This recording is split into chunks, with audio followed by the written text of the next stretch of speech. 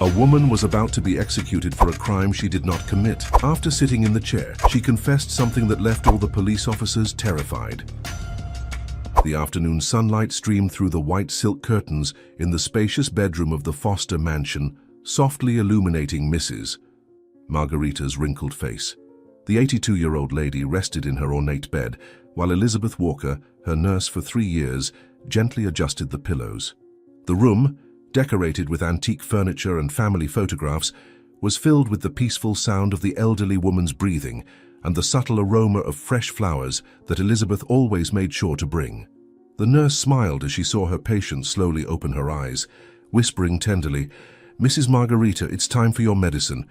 You had a peaceful sleep today, that's very good. You know, I've been observing a significant improvement in your disposition since we started with the new medication.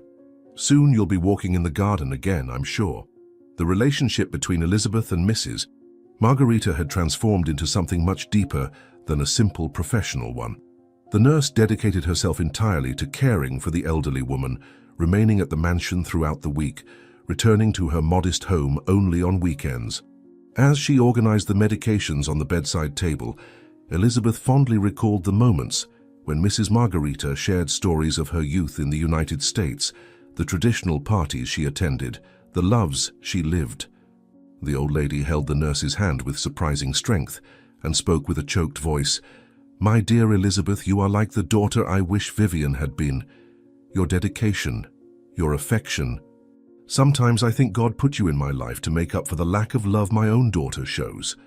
In the hallway, Vivian Foster's high heels echoed against the marble floor, announcing her arrival like a storm's omen. Mrs. Margarita's daughter was the opposite of her mother in every aspect. Cold, calculating, and obsessed with social status. Dressed in expensive clothes and extravagant jewelry, she entered the room without knocking, interrupting the moment of intimacy between the nurse and her patient. Her look of disdain for Elizabeth was almost palpable as she said, "I imagine the care for my mother is up to date, considering how much she pays for your services. I need to speak with her in private. You can excuse yourself for a few hours." Elizabeth was methodically organizing the evening's medications on the tray when she noticed a subtle change in the room's atmosphere. The air seemed heavier, charged with a tension she couldn't explain. Through the window's reflection, she noticed the tense expressions of mother and daughter, their restrained gestures, the whispered words she couldn't distinguish. Pretending to be focused on her task, she sharpened her ears to catch fragments of the conversation. "Mom, you need to understand that things have changed. You can't keep living like this, as if the money will last forever. The will.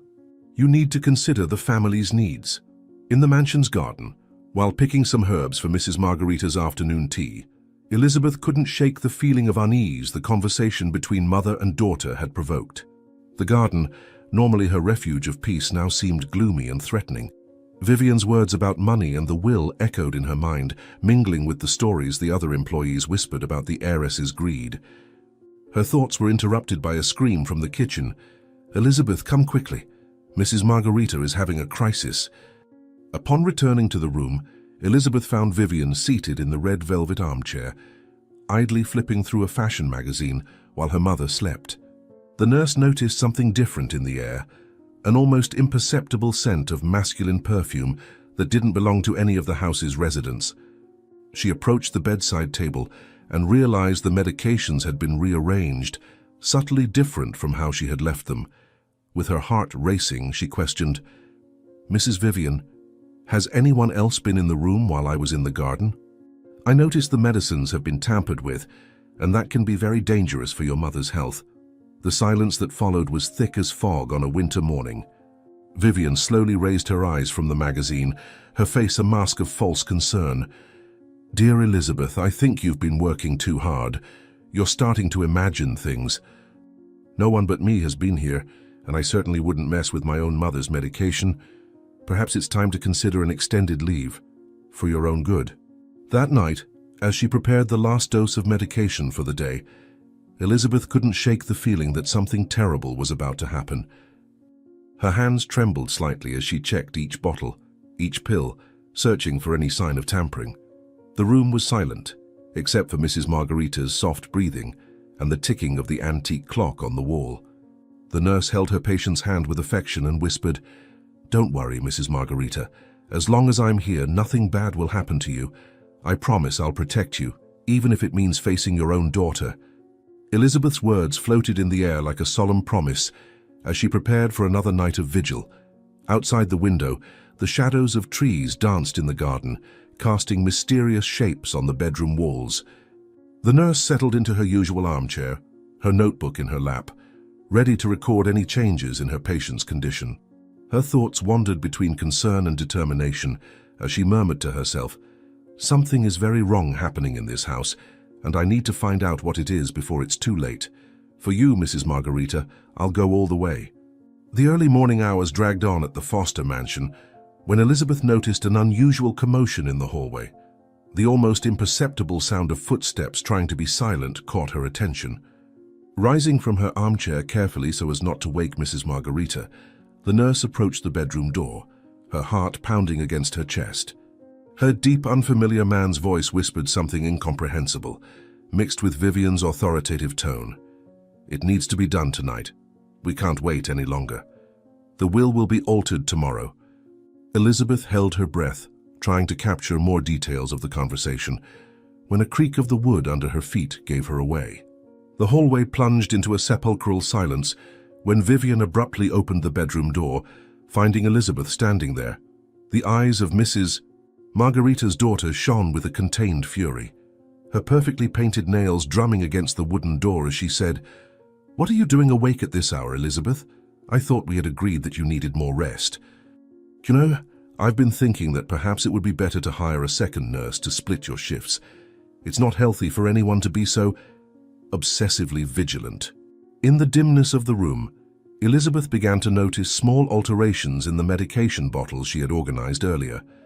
Mrs. Margarita's blood pressure pills seemed different, darker, larger.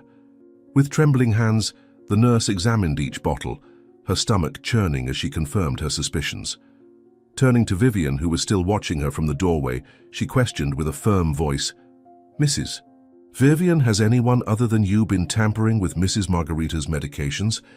Some pills have been switched, and that can be extremely dangerous. As the responsible nurse, I need to know exactly what happened here." The smell of masculine perfume invaded the room again, stronger this time, mixed with the metallic aroma of fear that seemed to emanate from every corner of the bedroom. Mrs. Margarita stirred restlessly in her sleep, murmuring disconnected words. Elizabeth noticed a shadow moving in the hallway, followed by the distinct sound of hurried male footsteps retreating. Vivian maintained her artificial smile as she replied, "Dear, I think you really need to rest. You're seeing conspiracies where there are none. If you continue with these unfounded accusations, I'll have to take more serious measures regarding your employment." The tension in the room was palpable as Elizabeth nervously organized her monitoring equipment. Her years of experience as a nurse screamed that something was terribly wrong. Taking her cell phone, she began to discreetly photograph the altered medication bottles, her hands shaking slightly. Vivian's voice cut through the silence like a razor. "What exactly do you think you're doing? Photographing private property without authorization can have very serious consequences, you know? Maybe it's better if you hand over that cell phone. For your own good." Dawn began to tinge the sky with rosy hues when Elizabeth noticed the first significant change in Mrs. Margarita's vital signs. The elderly woman's breathing was more labored, her skin taking on a worrying grayish tone. Desperate, the nurse began to prepare the emergency equipment, her nimble hands moving with trained precision. From the hallway, the mysterious man's voice sounded again, now closer. "It's done. It shouldn't take long now." The sound was followed by a low, cruel laugh from Vivian. With tears in her eyes, Elizabeth held the increasingly cold hand of Mrs. Margarita, watching helplessly as the elderly woman's vital signs began to falter. Her years of medical training told her that something was very wrong with the patient's reactions.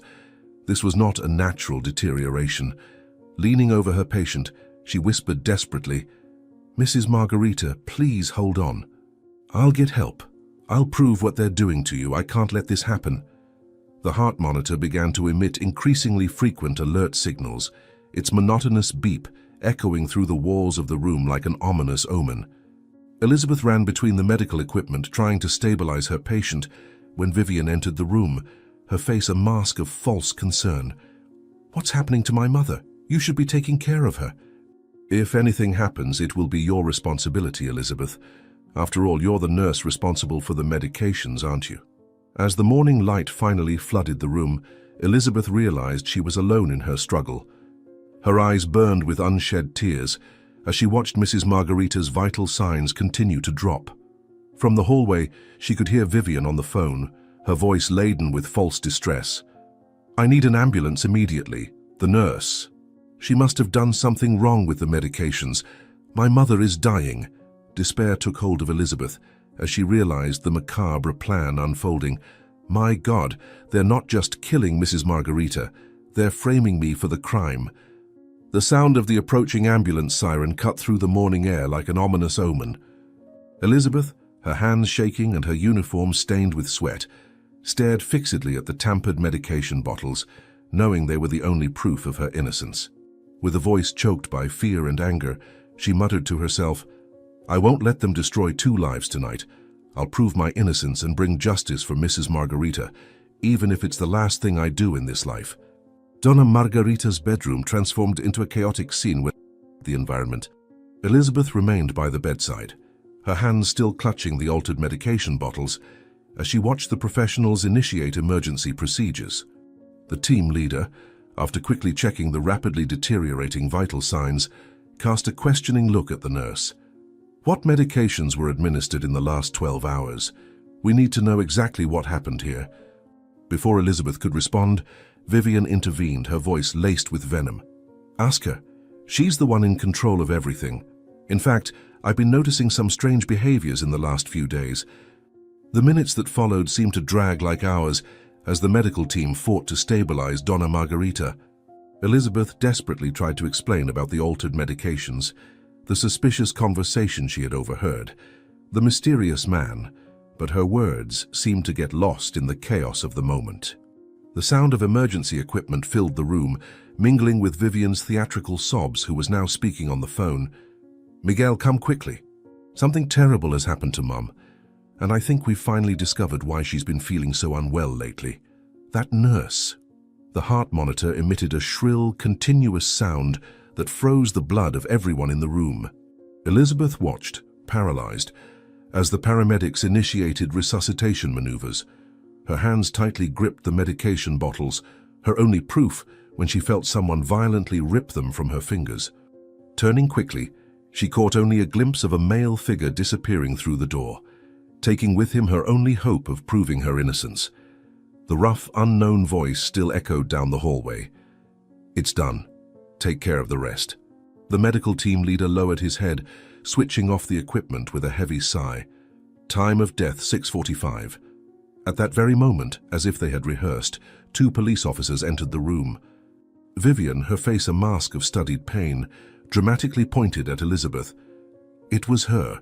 She was controlling my mother's medications, altering the doses. I tried to warn about her obsessive behavior, but no one listened to me. Now my mother is." Her voice failed in a perfectly timed sob.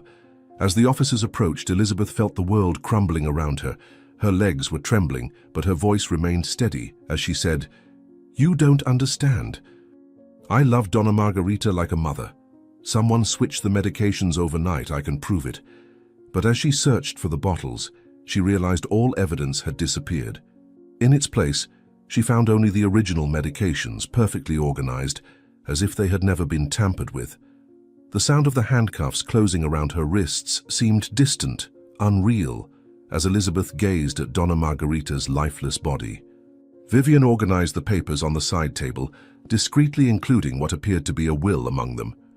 The mysterious man, now wearing a medical uniform Elizabeth didn't recognize, declared to the officers, "As the family's physician, I can attest that there have been suspicious alterations in the patient's condition over the past few weeks, coinciding with the administration of medications by the nurse." Donna Margarita's last words echoed in Elizabeth's mind as she was led out of the room. "You are the daughter I wish Vivian had been." Silent tears streamed down her face as she realized the magnitude of the trap she had fallen into. From the hallway, Vivian could still be seen smiling discreetly as she tucked a paper into her purse, a document that, for a brief moment, Elizabeth recognized as Donna Margarita's old will. In the police car, Elizabeth took one last look at the Foster mansion through the misty window. Her heart was shattered, not only by the loss of her beloved patient, but by the terrible realization that she was being blamed for her death. In her mind, the mysterious man's voice and Vivian's satisfied smile mingled in a macabre dance. With handcuffed hands and a choked voice, she whispered to herself, "Donna Margarita, I swear on my life that I will uncover the truth. Even if it's the last thing I do, I will prove that your own daughter planned your murder." The courtroom was packed that morning when Elizabeth Walker entered, escorted by 2 guards. Her shackles jingled in a melancholic rhythm as she observed the faces staring back at her, with a mixture of curiosity and disdain. 3 months had passed since Donna Margarita's death, and every day in preventive custody had been torture. Her once bright, hopeful eyes now carried deep shadows, silent witnesses to sleepless nights. Her public defender, Esteban Flores, nervously organized a stack of papers on the defense table, whispering in her ear, "Stay calm, Elizabeth. I know the evidence seems bad, but we can still convince the jury of your innocence. We just need you to tell your version exactly as it happened."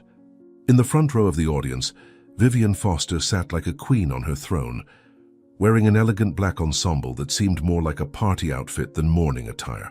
By her side, the mysterious doctor from that fateful night, now identified as Dr. Miguel Sanchez, maintained a grave, professional expression. Elizabeth felt her stomach churn as she noticed the discreet exchanges of glances between the two, reminding her of the conspiracy she had witnessed that night. Prosecutor Antonio Jacksonez approached the jury, his deep voice filling the courtroom. "Ladies and gentlemen, today we will present irrefutable evidence of how this nurse, who should have cared for and protected, betrayed her patient's trust in the cruelest way possible." The testimonies began with the paramedics who attended the scene. Every word from them felt like a stab in Elizabeth's heart, especially when they described how they found the medications perfectly organized, an organization she knew wasn't hers. The team leader, nervously adjusting his tie, stated, "When we arrived, all the medications were catalogued and the dosages were clearly altered. The notes in the file, in the defendant's handwriting, showed doses way above the recommended. I've never seen anything so meticulously planned in 15 years of profession."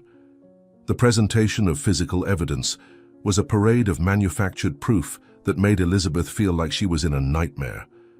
Photographs of the medication bottles, toxicology reports, and the most devastating, page after page of forged notes in her handwriting, documenting a false history of improper medication administration. Her lawyer tried to object, but his words seemed to get lost in the air. "Your Honor, I question the integrity of this evidence. My client claims the medications were switched on the night of the incident, and we have reason to believe there was tampering with the evidence." The most painful moment came when Vivian took the witness stand. Her carefully rehearsed tears glistened under the courtroom lights as she narrated a completely twisted story. "I began to notice changes in Elizabeth's behavior weeks before my mother's death. She was obsessive, controlling. She wouldn't let anyone else administer the medications. Now I understand they were signs of what was to come. Her words were pure poison, sweetened with honey, and Elizabeth could see how the jury drank every drop." Miguel Sanchez was the next witness, his authoritative presence dominating the courtroom. With surgical precision, he deconstructed every argument from the defense, presenting a detailed analysis of the medical records that, coincidentally, were only discovered after Donna Margarita's death. His voice, which Elizabeth would recognize anywhere, now sounded professional and distant. "As Donna Margarita's personal physician, I can attest that her health began to deteriorate suspiciously in the final weeks of her life. The signs of progressive poisoning are evident in the tests I conducted." The hours dragged on as Elizabeth watched her life being methodically destroyed by well-constructed lies. Each new piece of evidence presented seemed more convincing than the last, each witness more certain in her condemnation. Her lawyer did his best, but was clearly outmatched by the well-oiled prosecution machine. His voice trembling, he tried to argue, "Ladies and gentlemen of the jury, I ask that you consider my client's impeccable history, her years of dedication to the profession, What kind of person would dedicate 3 years of their life to such an elaborate plan? Prosecutor Antonio Jacksones prowled around the room like a predator circling its prey, his voice dripping with moral indignation. A nurse who abuses the trust of an elderly, defenseless patient deserves no mercy. The evidence is clear. We have the altered records, the toxicology reports, the witnesses. Every piece fits together perfectly to show a meticulous murder plot. Elizabeth felt the weight of each word like a chain closing around her as she whispered to herself, "Donna Margarita, forgive me for not being able to protect you, but I swear I will find a way to prove the truth." Judge Javier Wallace observed it all with an inscrutable expression, occasionally making notes in his pad. Little did Elizabeth know, her fate had been sealed long before she entered that courtroom. As the afternoon sun cast elongated shadows across the high courthouse windows, she thought bitterly. They planned it all so perfectly. Every detail, every piece of evidence, every witness. How can I fight against such a well-orchestrated conspiracy? Elizabeth's heart raced as she took the witness stand. The moment she had so dreaded had arrived, her one chance to try and convince the jury of her innocence. Cold sweat trickled down her back as she looked into the impassive faces before her. Her lawyer, Esteban Flores, nervously adjusted his tie before beginning his questioning. "Miss Walker, please tell the jury exactly what happened that night." Taking a deep breath, Elizabeth began her account. "I realized something was wrong when I heard voices in the hallway. It was late at night, and I recognized Mrs. Vivian's voice talking to a man. They were speaking about the will, about how everything had to be done that night." Prosecutor Antonio Jacksones shot up abruptly, his voice cutting through the air like a razor. "Objection, Your Honor. The defendant is attempting to create a conspiracy theory without any concrete evidence." Judge Javier Wallace, who until then had been absent-mindedly flipping through some documents, looked up with disinterest. "Objection sustained. Miss Walker, restrict yourself to the facts you can prove." Elizabeth felt despair rising in her chest as she watched her only chance at a defense being systematically obliterated. The tension in the courtroom escalated when Esteban tried to submit the security camera footage from the mansion. It was his sole concrete evidence, showing a male figure entering the house late at night. Before he could play the footage, Vivian stood up, her voice laced with false concern. "Your Honor, I must warn that those cameras were installed without legal authorization on private property." Judge Wallace didn't even hesitate. Evidence rejected for being illegally obtained. Elizabeth watched helplessly as her last hope of proving the mysterious man's presence vanished. The most devastating moment came when the prosecutor began his cross-examination. Each question was a carefully laid trap, each of Elizabeth's responses twisted and contorted. "So, Miss Walker, you claim someone entered the room and switched the medications, but you didn't see who it was. You claim you overheard a suspicious conversation, but have no proof. You admit you were the only person responsible for the medications, but deny altering the dosages. How do you expect the jury to believe your word against all the concrete evidence we have presented?" Desperate, Elizabeth tried once more to explain about the missing medication bottles, about the changes she noticed, about Vivian's suspicious behavior. Her words sounded emptier and emptier in the face of the prosecutor's constant objections and the judge's dismissive nods. With tears in her eyes, she pleaded, "Please, you have to listen to me. Why would I kill someone I loved like a mother? Why would I risk my career, my life, everything I've fought for? Donna Margarita trusted me. She knew her daughter." The prosecutor interrupted her with a cruel smile. "Perhaps precisely because of that, Miss Walker. The records show that Donna Margarita was planning to change her will. Curiously, you would have been the beneficiary of a considerable amount. A humble nurse, suddenly having the chance to inherit a fortune. Quite tempting, don't you think?" Elizabeth felt her blood run cold. It was the first time she had heard about this alleged change in the will, one more piece carefully planted to incriminate her. Judge Wallace consulted his watch impatiently as Esteban made one last desperate attempt to save his client. He presented records of Elizabeth's impeccable professional history, letters of recommendation, testimonies from former patients. The judge barely glanced at the documents before declaring, "Irrelevant to the case at hand, an exemplary history does not exclude the possibility of a premeditated crime." Elizabeth watched in disbelief as each piece of evidence in her favor was summarily discarded. The afternoon wore on, and with it grew the sense that all was lost. From her place, Elizabeth could see Vivian whispering something in Dr. Miguel's ear, both barely able to hide their satisfied smiles. The prosecutor was preparing for his closing remarks, organizing his notes with an air of triumph.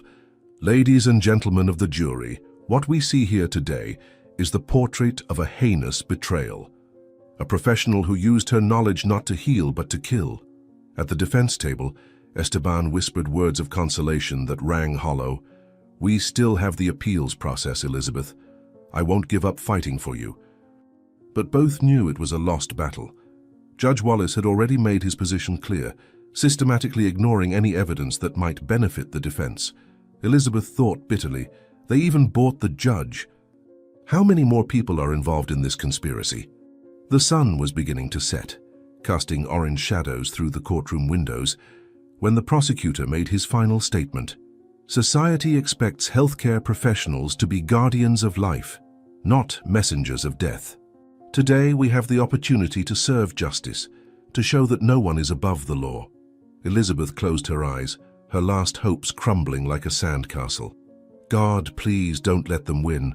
Don't let the lie triumph over the truth." The silence in the courtroom was deafening as the jury returned from their deliberation. Elizabeth felt each beat of her heart like a drum announcing her sentence.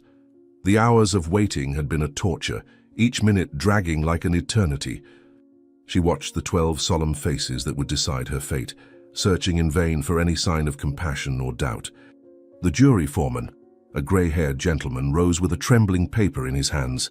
After careful consideration of the evidence presented, this jury finds the defendant, Elizabeth Walker, guilty of premeditated murder in the first degree. The world seemed to slow down as Judge Javier Wallace picked up his gavel, preparing to deliver the sentence. Vivian Foster was discreetly adjusting her pearl necklace, an almost imperceptible smile dancing on her lips, while Dr. Miguel maintained his rehearsed professional expression. The judge cleared his throat, his voice echoing through the room like a divine decree. "Elizabeth Walker, given the gravity of the crime committed, the position of trust you betrayed, and the premeditated nature of your actions, this court sees no alternative but to sentence you to the maximum penalty allowed by law. You are hereby sentenced to death by electric chair." The scream that escaped Elizabeth's lips seemed to come from the depths of her soul. She rose abruptly, her shackles clanging in metallic protest. "No, you can't do this. I'm innocent." "She planned it all. Her and that doctor killed Mrs. Margarita." The guards quickly advanced, grabbing her arms as she continued to shout, "Vivian, tell the truth. Tell them about the man in the hallway, about the will." "Please, you can't let an innocent person die." Esteban Flores was desperately trying to reach his client amid the chaos that had engulfed the courtroom. His words were lost in the commotion. "Your Honor, I immediately request an appeal. There is evidence that was not considered, witnesses who were not heard." Judge Wallace completely ignored his protests, his voice cutting through the air like a guillotine. "Order in the court. Take the condemned away. This session is adjourned." As she was dragged toward the door, Elizabeth saw Vivian approach Dr. Miguel, her words only a whisper that still reached her ears. "It's done. Now everything that was hers is ours." The doctor nodded discreetly, tucking what appeared to be a copy of the will into his briefcase.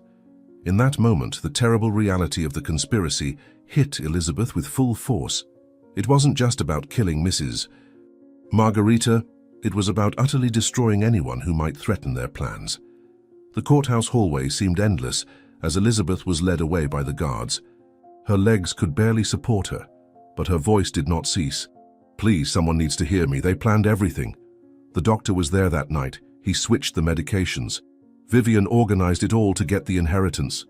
Her words echoed off the marble walls, falling on deaf ears of people who had already decided her fate. Photographers jostled to capture the moment, their flashes exploding like tiny lightning bolts in the hallway. Elizabeth could see the headlines of the next day forming, "Killer nurse sentenced to death."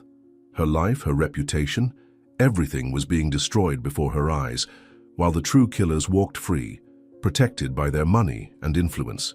At the courthouse exit, Elizabeth made one final desperate attempt to be heard. Turning to the cameras surrounding her, she shouted with all the strength she had left, "I devoted my life to saving people. How can you believe I would be capable of killing someone I loved like a mother?" Vivian Foster and Dr. Miguel Sanchez are the real murderers. They set this whole thing up. The sun was setting on the horizon when the prison van began to move, taking Elizabeth to death row. Through the small barred window, she saw Vivian and Dr. Miguel leaving the courthouse, getting into their luxurious cars as if they were leaving just another normal workday. In her heart, a burning promise was forming. This won't stay like this. Even if it's the last thing I do, I'll find a way to prove the truth. Mrs. Margarita, I promise your death won't be in vain. On the sidewalk, a solitary figure watched the van drive away. The fired police officer Jackson Wallace, who had discreetly followed the entire trial, frowned as he jotted something down in his worn notebook. Something is very wrong with this case, and I'm going to find out what it is. Jackson Wallace's apartment was a perfect reflection of the chaos that ruled his life. Empty bottles piled up in the corners, old newspapers covered every available surface, and the smell of cigarette smoke permeated the stagnant air. Sitting in his worn armchair, the fired cop watched the headlines about the Walker case for the 1,000th time. The faint morning light filtered through the dusty curtains, illuminating his face marked by deep dark circles and an unshaven beard of several days. His eyes, though tired, maintained that peculiar glint his former colleagues so feared, the look of someone who couldn't leave an unsolved case. There's something wrong here, something everyone is letting slip by. The clock struck 3 in the afternoon when Jackson finally got up, staggering to the messy kitchen. His hands shook as he tried to brew a strong coffee, a pathetic attempt to replace the bottle of whiskey calling him from the cupboard. The medical reports scattered across the table told a story he tried to ignore. Early-stage cirrhosis, severe depression, recommendation for immediate leave from work. Picking up the steaming cup, he muttered to himself, 25 years on the force, and where did it get me? A drunk, broken cop obsessed with a case that shouldn't even be mine. The walls of the apartment told the story of a once brilliant career now in ruins. Dust-covered medals of honor, yellowed photographs of better times, newspaper clippings celebrating his past achievements. Jackson stopped in front of them, his reflection on the blurred glass showing a man he barely recognized. His hand instinctively reached for the badge that was no longer there as his mind wandered. They took everything from me because I couldn't follow the rules, because I didn't know when to stop.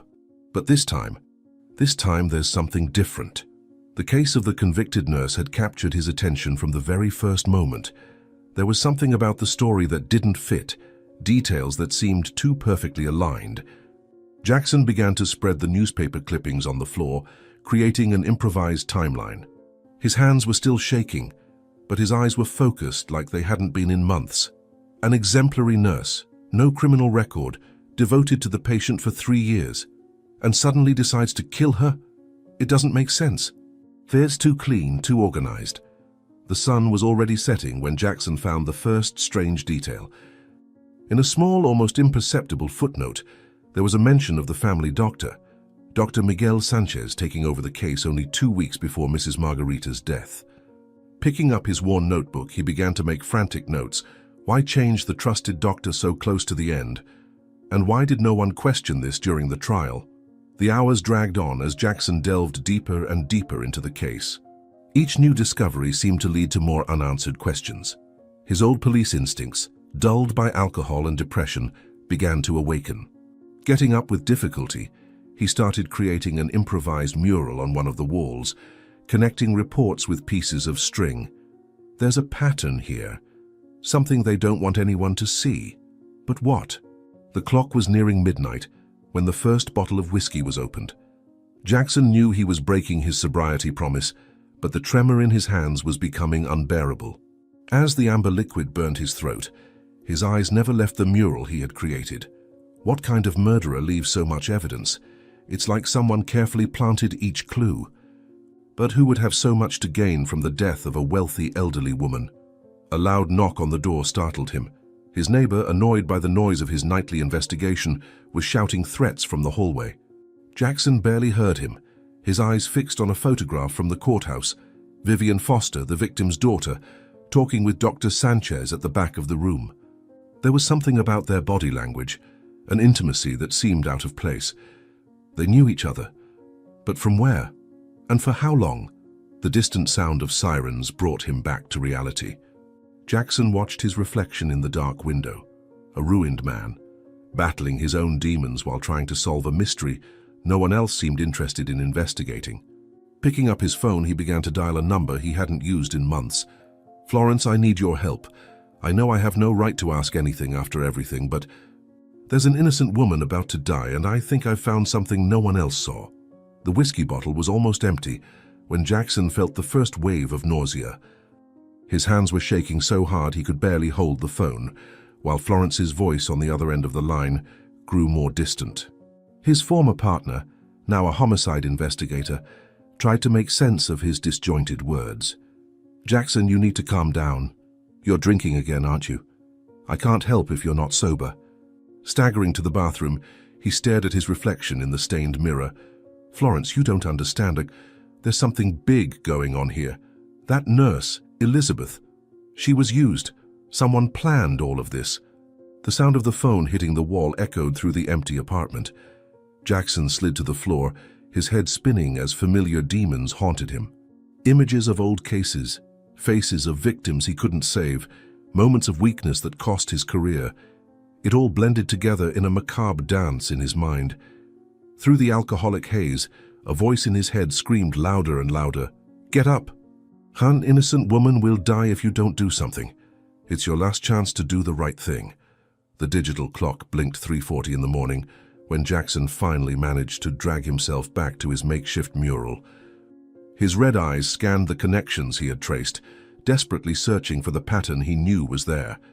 One photograph in particular caught his attention: Dr. Miguel Sanchez leaving the courthouse after the verdict. There was something about his face, an almost imperceptible smile that seemed out of place for someone who had just witnessed in a murder case. "You're hiding something, aren't you? But what?" The following hours were a constant battle between his need to investigate and the increasingly violent shakes of withdrawal. Jackson tried to focus on the reports, but the letters danced before his eyes as his body begged for more alcohol. Cold sweat ran down his face as he mumbled to himself, "I can't drink now, I need to think clearly. There's a connection here, something I'm almost seeing." The dawn found Jackson surrounded by dozens of fresh newspaper clippings, his hands stained with ink as he scribbled frantically in his notebook. Each new article revealed small inconsistencies, details that seemed insignificant in isolation, but were beginning to form a disturbing pattern. His hoarse voice echoed through the empty apartment. The will. It all starts and ends with the will. But why did nobody question the changes? Why did nobody investigate the doctor's history? A sudden wave of nausea made him drop a stack of documents. As he tried to reorganize them with shaking hands, his eyes caught something he had missed before. A small note in a newspaper from 3 months ago, mentioning the sale of a private clinic. The name of the buyer made his heart race. Miguel Sanchez, buying a luxury clinic 2 weeks after Doña Margarita's death. Where did all that money come from? The sound of footsteps in the hallway made him freeze. Years of police experience had sharpened his instincts, and something about that movement didn't seem normal. Dragging himself to the window, Jackson saw a black car parked across the street, 2 men in suits watching his building. His heart pounded. They know I'm investigating, but how? Who talked? The phone rang, making Jackson jump. It was Florence again, her voice now heavy with genuine concern. "Jackson, listen carefully. Stop investigating this case now. I just received an official warning. If you keep snooping, they'll reopen your dismissal process. This time, they won't just take your badge." He cut her off, his voice shaking from more than just withdrawal. "Florence, that's exactly why I have to keep going. They're trying to silence me, which means I'm getting close to something big." The walls of the apartment seemed to close in on him as the reality of his situation became clear. On one side, his personal demons threatened to consume him. On the other, a conspiracy far bigger than he'd imagined was beginning to unfold. Clutching the last bottle of whiskey in his shaking hands, Jackson faced the toughest choice of his life. I can give in now, go back to the bottle and forget all of this, or I can be the cop I once was. The choice I make in the next few hours will determine whether an innocent woman lives or dies. The whiskey bottle shattered against the wall. its contents oozing slowly like golden tears. Jackson had made his choice. With hands still shaking but mind growing clearer, he turned his full attention back to the evidence wall. The morning sun now fully illuminated the apartment, revealing connections the darkness had hidden. His eyes raced feverishly over every clipping, every photograph, every scribbled note. It has to be here. There has to be something that proves the link between them. Amidst piles of old reports, Jackson found a society photograph from 6 months ago. It was a charity event at a local hospital. His eyes widened as he noticed, in the background of the image, Vivian Foster and Miguel Sanchez conversing intimately in a corner. The date of the photo was crucial. 3 months before Doña Margarita's death, long before the doctor was supposedly assigned to the case. They lied. They already knew each other. But why hide it? What else are they hiding? With renewed energy, Jackson began piecing together a new timeline. His hands flew over the documents, ordering events, connecting dates. The pattern began to emerge like a sinister web. The clinic purchase, the will changes, the convenient doctor swap, all perfectly timed. Speaking to himself, his voice trembled with excitement. It wasn't a crime of passion. It was a corporate execution. Every move was calculated, every detail planned months in advance. The most shocking revelation came when Jackson started digging into Dr. Miguel Sanchez's background. In his frantic search, he found a small obituary note from 2 years ago. Another elderly patient, another suspicious death, another will changed in the final weeks of life. His blood ran cold. It wasn't the first time. They'd done this before. But that time there was no nurse to frame. Police sirens blaring down the street made Jackson instinctively duck. Through the window he could see the black car was still there, its mysterious occupants keeping constant watch. With trembling fingers, he grabbed his phone and began photographing every shred of evidence, every connection he'd uncovered. His voice was barely a whisper.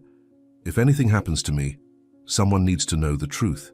The sound of footsteps in the hallway returned, this time closer. Jackson could hear muffled voices, the distinct jingle of a key being inserted into the next apartment's lock.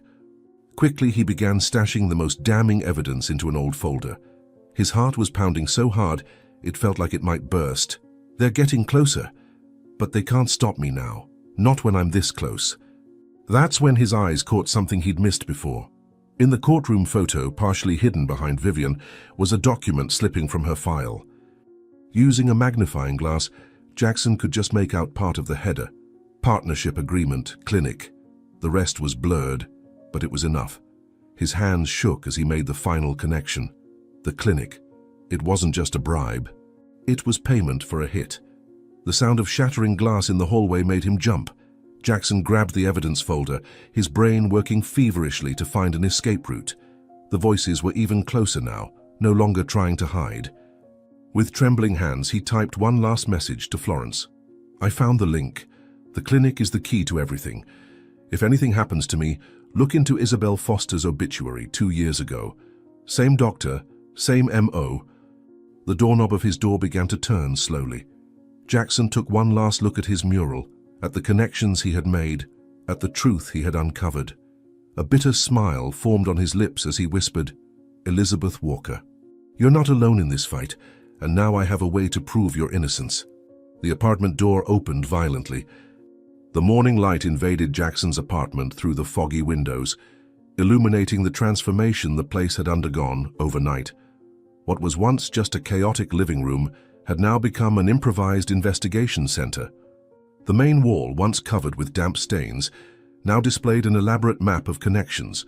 Photographs, newspaper clippings, and notes occupied every available inch, all connected by red wires that snaked like exposed veins.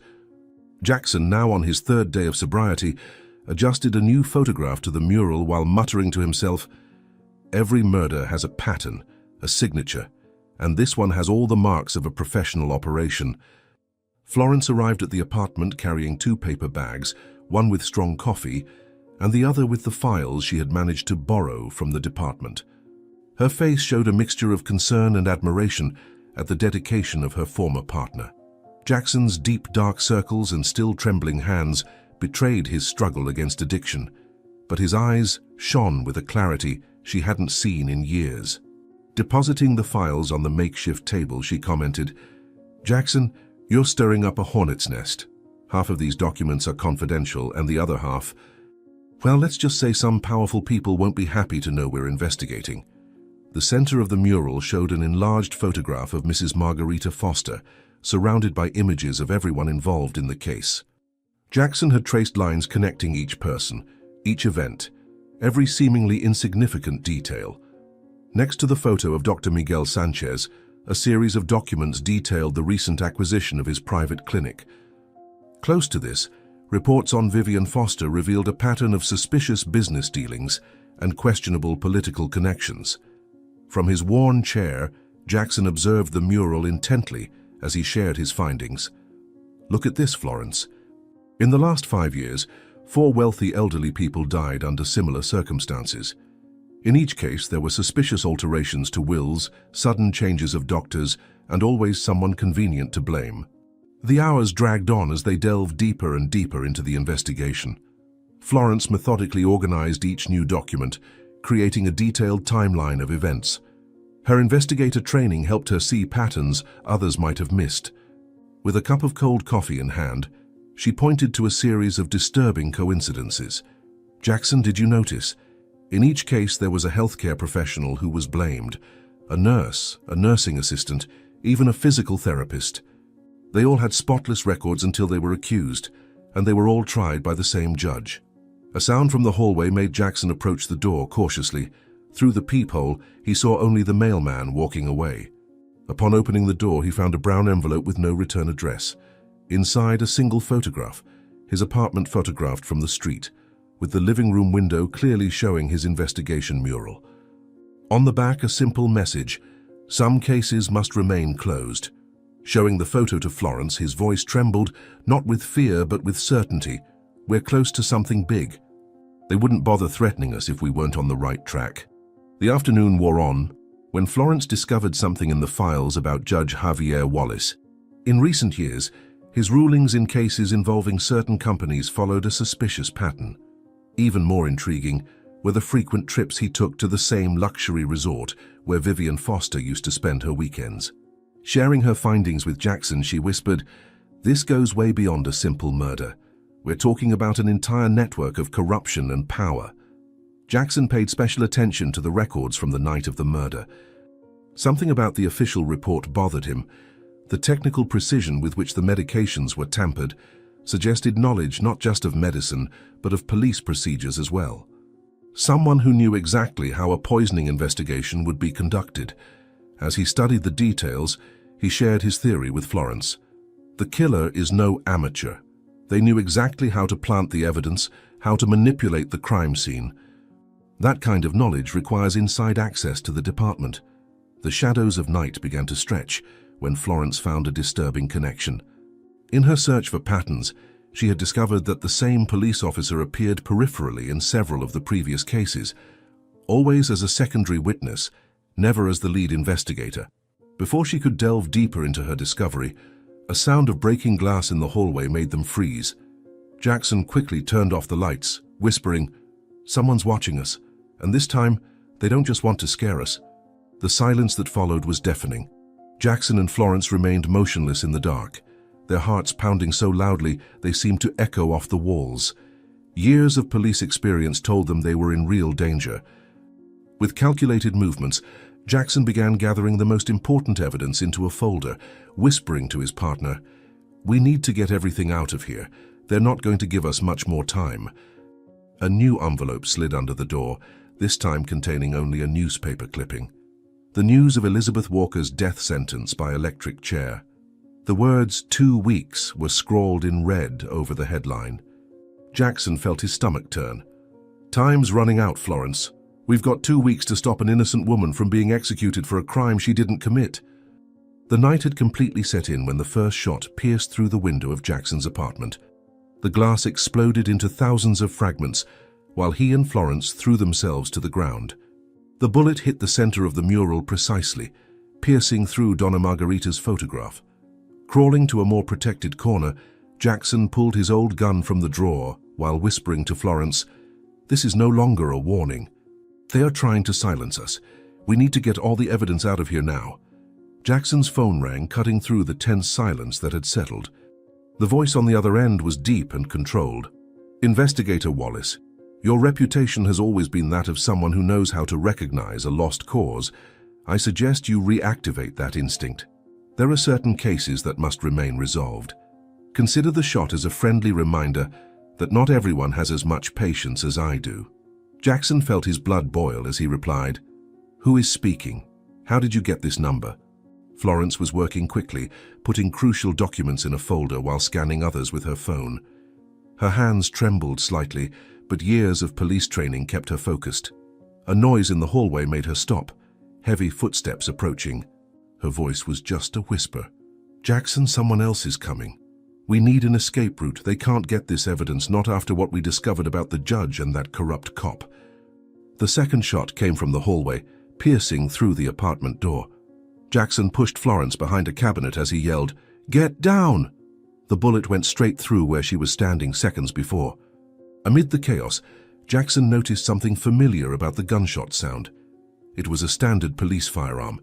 His mind working as he whispered, "Florence, these aren't common hired killers. They're cops. Someone from the department is neck-deep in this." A new envelope slid under the door, this time containing photos of Florence's daughter leaving school. The message was clear. They knew everything about their lives, and no one was safe. Florence felt her heart stop for a moment, her hands gripping the envelope so tightly her fingers turned white. "Jackson, they're watching our families. How can we fight people with no limits?" The sound of approaching sirens spurred Jackson into action. Years of experience told him this wasn't a rescue, it was a trap. Grabbing the folder with the most important evidence, he began guiding Florence towards the fire escape. "We need to split up. You take the original documents, I'll keep the digital copies. If they catch one of us, the other still has a chance to prove the truth." More gunshots echoed down the hallway, this time accompanied by authoritative voices ordering them to open the door. Jackson recognized one of the voices. It belonged to someone high-ranking in the police department. His heart raced even faster as he realized the extent of the conspiracy. "Florence, this goes way beyond a murder.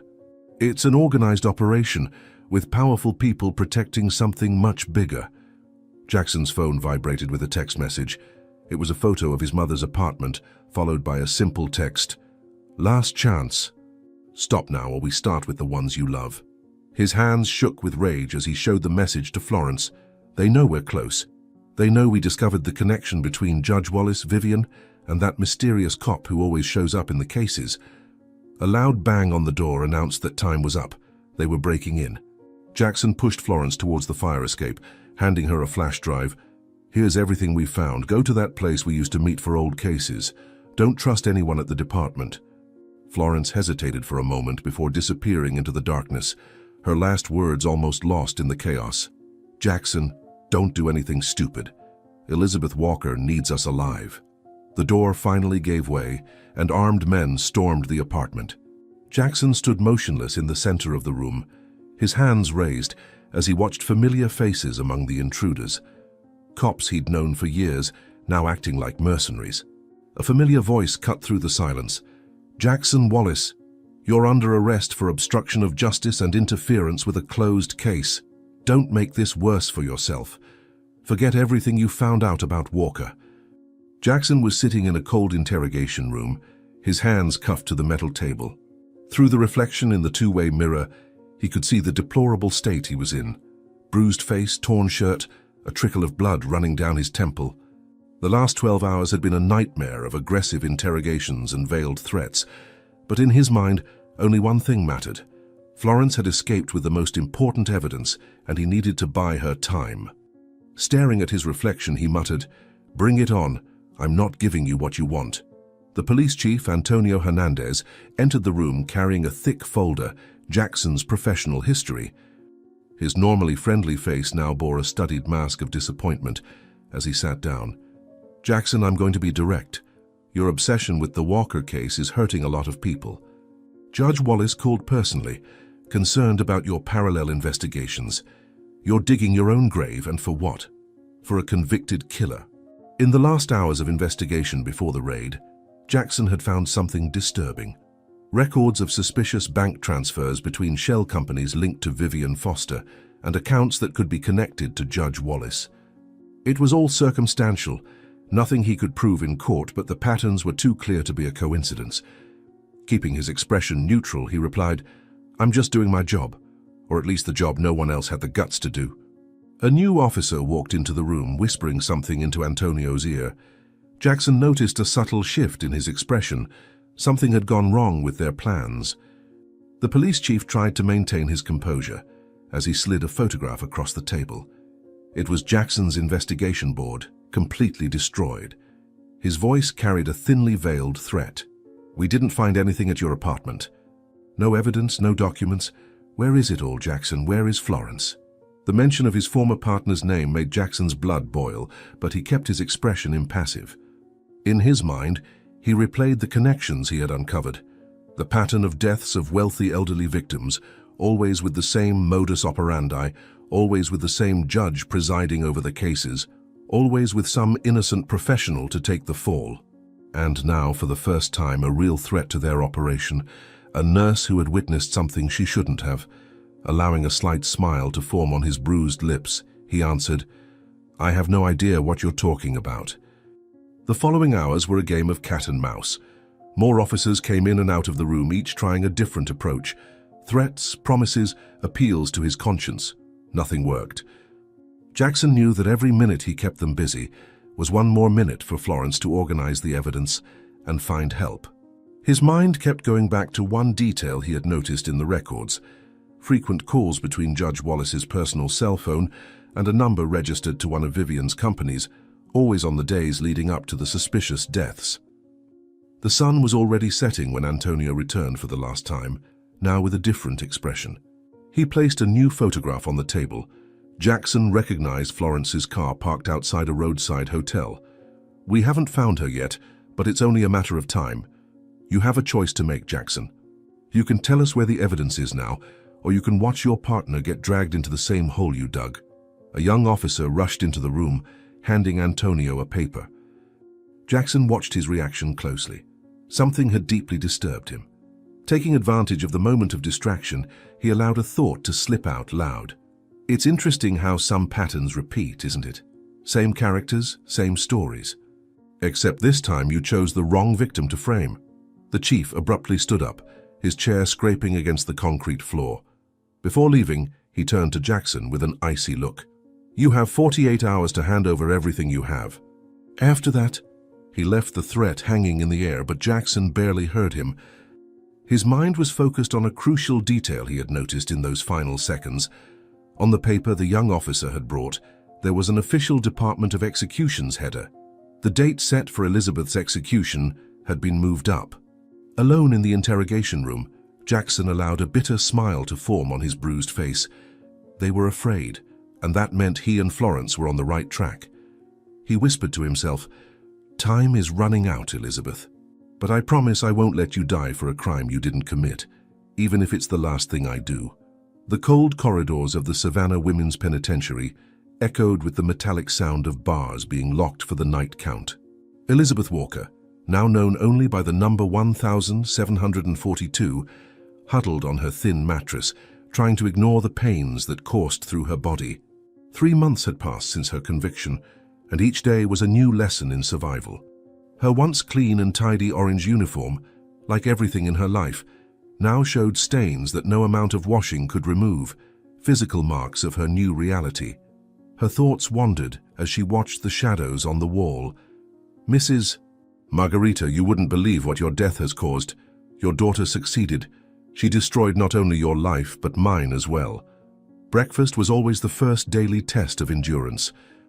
Elizabeth clutched her metal tray with shaky hands, trying to blend into the crowd of inmates. A sharp voice cut through the cafeteria. "Look who's here, the killer nurse. Watch out for the grits, they might be poisoned." Laughter echoed through the room as she sat in an isolated corner, swallowing not only the bland food, but also her dignity. An older inmate passing by her table whispered with disdain, "My mother died in a nursing home. People like you deserve far worse than the electric chair." During yard time, Elizabeth tried to stay close to the guards, a strategy that didn't always work. The yard was a minefield of rivalries and hierarchies, and she was at the bottom of the prison's social pyramid. Her medical knowledge, once a source of pride, was now her greatest curse. Other inmates avoided her, as if her alleged ability to kill was contagious. A younger prisoner, new to the block, tried to approach her for conversation, but was quickly pulled away by others. "Stay away from her. That one kills old folks with a smile on her face. Imagine what she could do to a newbie like you." The nights were the worst. Alone in her cell, Elizabeth could no longer maintain the facade of strength she presented during the day. Her delicate fingers, which once saved lives, now traced invisible patterns on the rough walls. The silence was broken only by the muffled sobs of other prisoners and occasional distant screams. At times like these, she allowed her own tears to fall, whispering to herself, "Mom, I miss you so much. You always said the truth prevails, but in here the truth has no value at all." The prison routine was a macabre dance of survival. Every move had to be calculated, every word measured. The other inmates had turned nurse into an insult, a mark of Cain that followed her through the halls. During a mandatory session with the prison psychologist, Elizabeth tried to explain her torment. "It's not just the confinement, doctor. It's as if every person in here has made it their mission to remind me that, in the eyes of the world, I'm a monster. And the worst part is, I can't even blame them. If I were on the other side, I might think the same." The prison infirmary, which should have been her natural refuge, became yet another place of torture. The doctors and nurses treated her with a particular disdain, as if her mere presence was a stain on the profession. When she developed an infection after being assaulted in the yard, the attending physician barely glanced at her wounds. How ironic, isn't it? The elderly killer in need of medical care. Take a painkiller and go back to your cell. I have real patients to attend to. The visits were rare. Few friends had remained by her side after the conviction. Her public defender appeared occasionally, always with the same defeated expression, always with the same discouraging news about denied appeals. Sitting in the empty visitors area, Elizabeth watched other inmates hugging their families, thinking bitterly, "Even the worst criminals here receive visits. I, who am innocent, am completely alone." The nightmares were constant. Every night, Elizabeth relived Mrs. Margarita's final moments, the arrival of the paramedics, the accusations, the trial. She always woke up at the same moment, when the sentence was pronounced. Her cellmate, a quiet woman serving time for theft, sometimes heard her murmuring during these episodes, "It wasn't me. Please believe me. I didn't kill her." The hours dragged like days, the days like months. Elizabeth felt her spirit slowly breaking, like a branch exposed to constant pressure. Her hands, once steady when administering medication, now trembled constantly. Sitting in her cell, looking through the bars at the night sky, she allowed a dark thought to escape. Maybe it's easier to accept what they say. Maybe it's simpler to become the monster they all believe I am. The day began like so many others in prison, with screams. Elizabeth had barely gotten up when a group of inmates gathered in front of her cell. The leader, a tall woman known as Viper, pressed her face against the bars, her hot breath reaching Elizabeth. "Hey, devil's nurse. I heard my aunt is admitted to the same hospital where you worked. If anything happens to her, you'll wish that electric chair had already fried your brain." The group laughed as they walked away, leaving Elizabeth trembling in her corner, the words "electric chair" echoing in her mind like a death sentence. During that morning's outdoor time, Elizabeth immediately realized something was wrong. The yard was too quiet, the guards strategically distracted. When she tried to return inside the prison, she felt strong hands grabbing her arms. 5 inmates dragged her behind the bleachers, out of sight of the cameras. The first blow hit her stomach, knocking all the air out of her lungs. Amid the assaults, she heard the accusations. "My grandma died in a nursing home last year. And if it was you, how many other old folks did you kill before getting caught, you murderer?" The infirmary was crowded when Elizabeth was practically dragged there by a guard. Her face was swollen, a trickle of blood running from her mouth. The on-duty doctor barely looked at her before making his disdainful diagnosis. "Nothing serious. Some bruises and mild contusions. You can go back to your cell." When Elizabeth tried to explain about the sharp pain in her ribs, he cut her off sharply. "Do you know how many helpless elderly people feel pain before dying poisoned? Go back to your cell, now." The cafeteria became an arena of daily humiliations. That afternoon, as Elizabeth tried to eat her cold meal, a group of inmates deliberately passed by her table, knocking a tray of hot soup over her. The scalding food soaked through her uniform, burning her skin, but what hurt most were the laughter and comments. "Oops, sorry, but at least it wasn't poison, right? Or do you prefer your murders more subtle, nurse?" The mandatory group therapy sessions were another form of torture. The psychologist insisted Elizabeth participate, even knowing how the other inmates treated her. That session, as soon as it was her turn to speak, an inmate interrupted her. "Why do we have to listen to this murderer? She killed an old lady who trusted her. How can we trust anything she says?" The psychologist merely watched in silence as the entire group turned against Elizabeth. The most painful moment came during cell inspections. The guards, citing an anonymous tip, rifled through all her few possessions. They found her meager personal belongings, including the only photo she had of her mother. One guard held up the photograph with disdain. "Looking for poison recipes in old notes, or maybe planning your next murder?" When they returned the photo, it was purposefully torn in half. At night, alone in her cell, Elizabeth tried to clean the wounds she could reach. Her whole body ached, but it was her soul that was truly hurt. The torn photo of her mother rested in her lap, as silent tears streamed down her face. "Mom, you always said God doesn't give a burden greater than we can bear, but I don't know if I can take it anymore. I don't know if I have the strength to keep going." Sleep, when it came, was plagued by nightmares. That night she relived finding the tampered medications, the mysterious voice in the hallway, Vivian's satisfied smile. She woke up screaming, only to find her cell pitch black and her throat hoarse. The night guard came by, banging her baton on the bars. "Shut up, murderer, let the others sleep, or I'll give you a real reason to scream." The following morning brought another round of violence, this time on the way to the showers. A group of inmates cornered her, throwing boiling water on her legs. As Elizabeth screamed in pain, they laughed and mocked. "That's for you to learn what real pain feels like. How many old folks did you make suffer before killing them, you monster?" The guards only showed up after it was all over, pretending not to see her obvious burns. In her cell, Elizabeth examined her new injuries, adding to the old ones. Her body was covered in bruises at different healing stages, a painful map of her journey through hell. Sitting on her thin mattress, staring at her mother's torn photograph, she allowed a dark thought to take shape. Maybe the electric chair is a more merciful way out than continuing to live like this. Night fell in the prison like a heavy curtain of hopelessness.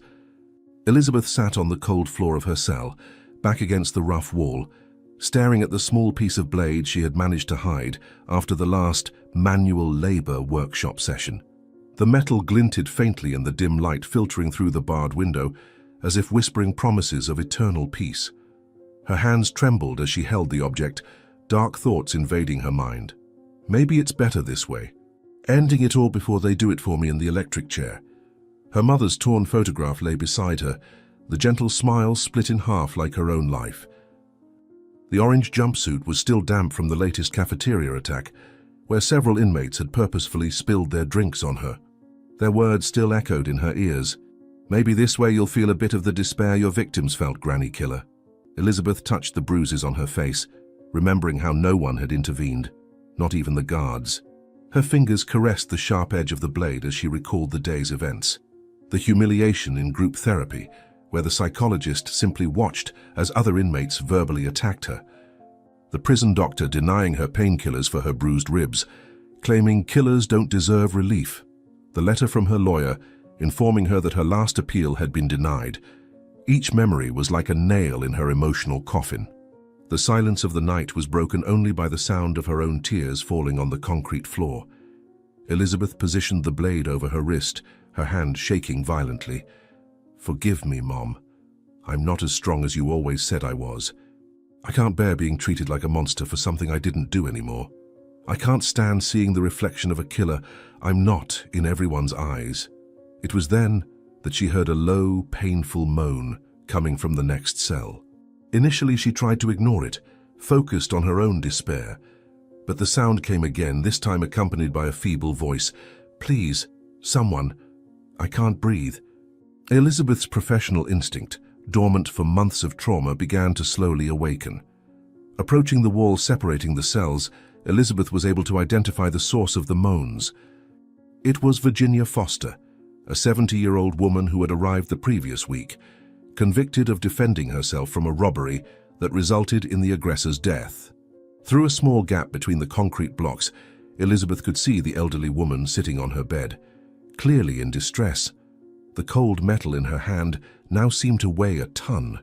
Elizabeth looked at the blade, then at the gap in the wall, her mind in conflict. The elderly woman's moans were getting weaker, more desperate. Something inside her, something that months of abuse and humiliation had failed to completely kill, began to manifest itself. With a sudden movement, Elizabeth flushed the blade down the toilet, her heart accelerating with a new determination. She approached the wall again, now fully focused on her professional instinct. "Miss Virginia, it's Elizabeth from the next cell. I'm a nurse. I need you to tell me exactly what you're feeling. Are you having trouble breathing? Do you feel chest pain?" The answer came amid gasps. "Elizabeth, the nurse.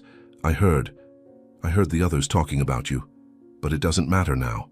I need help." Elizabeth began to guide the elderly woman through breathing techniques while frantically banging on the bars of her cell, trying to get the guards' attention. "Help! We have a medical emergency here. Miss Foster is having an attack." Amidst the ensuing chaos, with guards finally arriving and confusion setting in on the block, Elizabeth felt something she hadn't experienced in months, a purpose. As she watched the medical team taking Ms. Virginia, who was still holding her hand through the bars, whispering thanks, a crystalline thought formed in her mind. "I can't give up.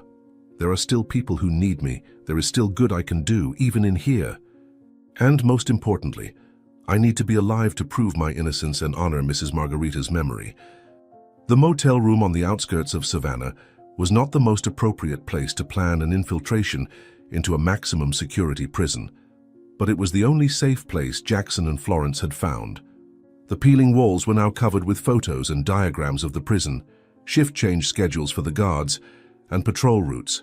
Jackson, still with visible bruises from the last interrogation, studied a floor plan of the complex while Florence typed furiously on her computer, "I've found something. Every Thursday between 10 and 11 in the morning, there's a routine inspection by the Department of Justice. It's our best chance to get in without raising suspicions." Scattered across the bed were various forged documents, badges, inspection orders, official authorizations. Florence had activated old contacts to get everything as discreetly as possible. Picking up one of the badges, she analyzed the meticulous work. "Jackson, now you're Inspector Antonio Flores from the General Comptroller's office. Have you memorized your backstory? We can't have any slip-ups." One mistake, and Elizabeth loses her last chance. The sound of sirens passing by on the avenue made the two instinctively duck down. Since they had escaped from Jackson's apartment, every noise was a potential threat. Regaining composure, he continued studying the documents on the prison guards. "There's something odd here, Florence. The morning shift has 5 guards who were transferred in the last 3 months. They all came from the same district that Judge Wallace controlled. It can't be a coincidence." Florence was working on her computer, trying to access the prison's security systems. Years of investigating cybercrime had given her skills that were now crucial. "Jackson, I got access to the internal cameras. Look at this. Every Thursday at exactly 10:15, the cameras in the South Corridor go into a repeating loop for 12 minutes. It's the exact time of the routine inspection. Someone is facilitating something, or someone. The final preparations included every possible detail. Jackson rehearsed his posture, his gait, even the way he held the documents. Everything had to exude natural authority. Adjusting his tie in the motel's stained mirror, he mentally repeated, "I am Inspector Antonio Flores. I'm here for a routine inspection of security procedures with special focus on the execution sector." The plan was complex, but doable. Jackson would enter as an inspector, while Florence monitored everything from a van parked nearby, hacking into the security cameras. Communication would be maintained through a microscopic earpiece. Checking the equipment one last time, she warned, "Remember, you have exactly 12 minutes to find Elizabeth and get the information. 1 minute more and the cameras go back to normal." The hours leading up to the operation were devoted to memorizing every detail of the prison. Jackson obsessively studied the guards' faces, memorizing names, ranks, schedules. One photo in particular caught his attention. A recently transferred guard who appeared in previous records of suspicious cases. This one here, Santos? I've seen him before. He was present in at least 2 other cases where elderly people died under suspicious circumstances. The night wore on as they finalized the last details. Florence set up the communication equipment while Jackson reviewed his fake identity one more time. The weight of the mission was palpable in the air. It wasn't just about saving Elizabeth. It was about exposing a conspiracy that had destroyed countless lives. If we fail tomorrow, we won't get another chance. Elizabeth will be executed, and all the evidence connecting these deaths will die with her. The clock showed 3 in the morning when they finally finished the preparations. Jackson carefully stored his fake documents when Florence put a hand on his shoulder. Are you sure you want to do this? If they catch us, there's no going back. You know what they're capable of. Jackson merely nodded, his voice full of determination. That nurse is the only living person who can identify the killer. I won't let them kill her to silence her. Taking one last look at the documents scattered around the room, Jackson felt the weight of responsibility on his shoulders. Tomorrow he would enter a fortress surrounded by people who would not hesitate to kill him if they discovered his true identity. Taking Elizabeth's photo, he murmured to himself, "Hold on. Tomorrow I'll get you out of that hell, even if it's the last thing I do." Morning came with a fine drizzle that made the prison even gloomier. Jackson, now fully characterized as Inspector Antonio Flores, crossed the main gates precisely at 10 o'clock. His well-cut suit and leather briefcase conveyed the necessary authority, but his heart pounded rapidly under the professional facade. Through the microscopic earpiece, Florence's voice was a constant whisper. 5 guards in the main courtyard. 3 of them are from Judge Wallace's team. Keep your distance, but don't show you recognize them. The entry process was tense. Each document checked. Each lingering look from a guard made his stomach churn. In the security cabin, a particularly attentive guard examined his credentials more carefully than normal. Jackson kept his expression neutral as he watched the man compare signatures. "Standard procedure, Mr. Inspector. We've had a few incidents recently. We need to be extra vigilant, especially with the execution approaching." The prison's main corridor was a maze of steel doors and security cameras. Jackson walked with measured steps, aware of the glances that followed him. Through the reflection in the reinforced windows, he noticed 2 guards whispering, their eyes fixed on his back. Florence's voice returned, now more urgent. "Jackson, the gate guard is making a call. Something about your credentials didn't convince him." A distant siren made all the guards move simultaneously, a pattern that seemed too rehearsed to be natural. Jackson realized he was being subtly surrounded, led down a specific corridor. For the first time, he noticed how the cameras moved in sync, creating small mobile blind spots. "Florence, they have a system. They're using the cameras to create safe routes. That's how they managed to kill all those elderly inmates without being detected." The administrative sector was buzzing with suspicious activity. Guards who should have been at their posts were circulating the corridors, exchanging meaningful glances. Jackson needed to reach the wing where Elizabeth was being held, but each step brought him closer to an obvious trap. Turning a corner, he nearly collided with guard Santos, who smiled in a predatory manner. "Mr. Inspector, what a coincidence. I was just reviewing some security procedures that might interest you." Time was running out. Through his earpiece, Jackson could hear Florence typing frantically.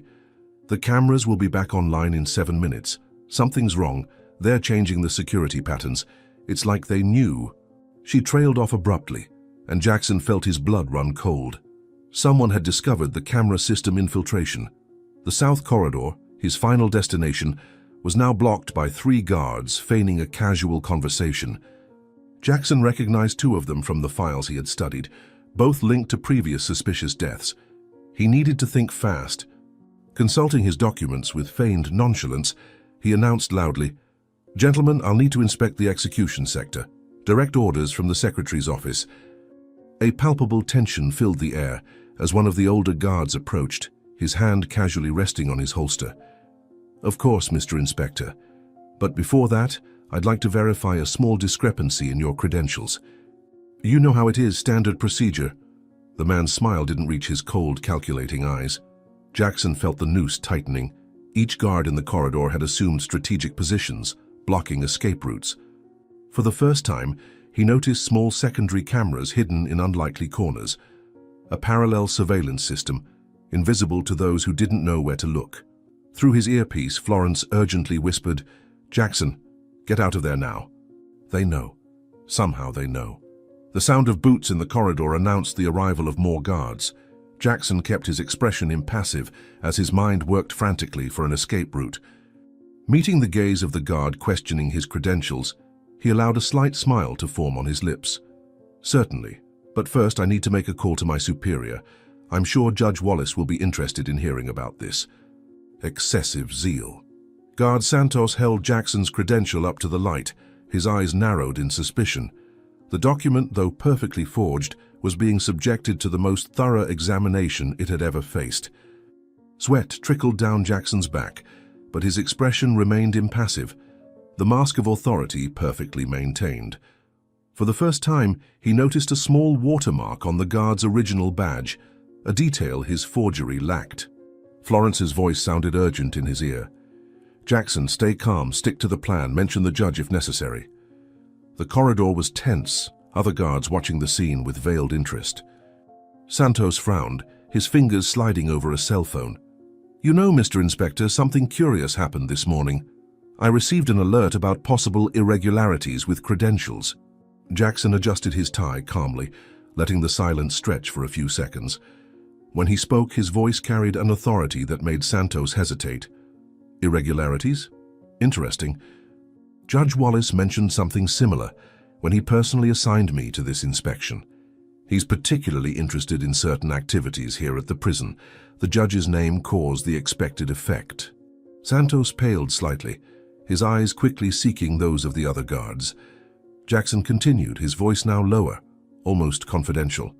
"In fact, the judge will be very interested in knowing why a simple inspection is meeting so much resistance, especially considering the recent events involving certain inmates." Santos's radio crackled with a coded message. He looked torn, glancing from the credentials to Jackson, clearly weighing his options. The mention of Judge Wallace had created visible doubt in his stance. Jackson seized the hesitation. "Should I call him now? I'm sure he'll appreciate knowing about this." Excess of zeal. "That won't be necessary, Mr. Inspector," Santos replied after a tense moment, returning the credentials. His voice still carried suspicion, but now mixed with a touch of concern. "Just following security protocols, especially with the execution approaching." He motioned for the other guards to stand down. Jackson calmly put away his documents, keeping his expression neutral as he felt the guards' eyes on his back. Florence's voice whispered in his ear. "They backed down but didn't let their guard down. Be quick." Adjusting his briefcase, Jackson addressed Santos. "I understand your dedication. I'm sure Judge Wallace will appreciate it too. Now I need to proceed with my inspection." Santos nodded stiffly, but his eyes remained alert. "Of course, Mr. Inspector. Should I accompany you?" Jackson waved a dismissive hand. "That won't be necessary. My orders are for an independent inspection. I'm sure you understand, higher orders." As he walked down the corridor toward the sector where Elizabeth was detained, Jackson could feel Santos's burning gaze on his back. He knew his ruse wouldn't last long. The guard would certainly make some calls as soon as he turned the corner. Florence's voice confirmed his thoughts. "You bought time, but not much. Be quick with Elizabeth." In the reflection of a bulletproof window, Jackson saw Santos whispering something into his radio. Time was running out, and he knew his cover would soon be blown. With steady steps, he turned the corner toward the maximum security wing. His thoughts focused on a single mission: find Elizabeth Walker before it was too late. Elizabeth Walker's cell was the last one in the maximum security corridor. Jackson strode through the sector with firm steps, his inspector ruse still intact, though he knew his time was precious. Through the earpiece, Florence kept watch. "Santos is still making calls. Be quick." Stopping in front of the cell, Jackson observed the woman sitting on the edge of the thin mattress, her eyes once vibrant in the case photos, now dull, marked by deep shadows. "Ms. Walker, I'm Inspector Antonio Flores. I need to ask some questions about security procedures." The look Elizabeth cast Jackson was a mixture of mistrust and resignation. Months in prison had taught her that each new authority meant another form of torment. Rising slowly, she adjusted her faded orange uniform and approached the bars. More questions. I thought everything was already decided for my execution. Her voice was but a whisper, laced with bitterness and hopelessness. Jackson quickly checked the corridor before moving closer to the bars. Lowering his voice, he revealed, "Elizabeth, listen carefully. I'm not an inspector. My name is Jackson Wallace. I'm an investigator. I'm here because I believe in your innocence." Her eyes widened slightly, a spark of hope appearing for the first time in months. "An investigator? But why? Everyone has already condemned me." Aware of the limited time, Jackson got straight to the point. "I found connections between Mrs. Margarita's death and other similar cases. Rich elderly people dying under suspicious circumstances, tampered wills, innocent people being framed. But I need you to tell me exactly what happened that night. Every detail can be crucial." Elizabeth visibly trembled, the memories of that night still fresh in her mind, like an open wound. With a choked voice, Elizabeth began her account. "Everything was normal until that night. Mrs. Margarita was sleeping. I was making my usual rounds. That's when I heard voices in the hallway, Vivian talking to a man. I couldn't see his face, it was too dark, but his voice." She paused, closing her eyes as if trying to relive the moment. His voice was deep, authoritative. They were talking about the will, about how everything needed to be done that specific night. Jackson frantically scribbled every word in his small notebook as Florence warned in his ear, "10 minutes, Jackson. Santos is moving in your direction." Pressing for more details, he asked, "And then? What happened with the medications?" Elizabeth gripped the bars tightly, her fingers turning white. "Someone swapped them while I was in the garden. When I came back, I smelled a masculine scent in the air, the same one I'd sensed in the hallway. I tried to alert them about the swap, but Vivian, she had already planned everything." The distant sound of boots in the corridor made Jackson speed up the interrogation. "Elizabeth, I need you to focus. That voice, do you think you could recognize it if you heard it again?" Their eyes met through the bars, a mutual understanding passing between them. "Yes," she replied firmly. "I'll never forget that voice. It haunts my nightmares every night." The urgency in Florence's voice increased. "Jackson, Santos called for a surprise inspection in the sector. You have 5 minutes tops." He moved even closer to the bars, his voice barely a whisper. "Elizabeth, we're investigating a bigger conspiracy. It's not just about Mrs. Margarita. There are other cases, other deaths. We need something concrete, anything that could help us identify this man." Silent tears began to stream down Elizabeth's face as she shared her last piece of information. "The only thing I have is that voice." Deep, authoritative, with a slight northern accent and a phrase. He said something about standard procedure when he was in the hallway, as if he had done it before. The time was running out. Footsteps were approaching, now more distinct. Jackson quickly put away his notebook while whispering his last instructions.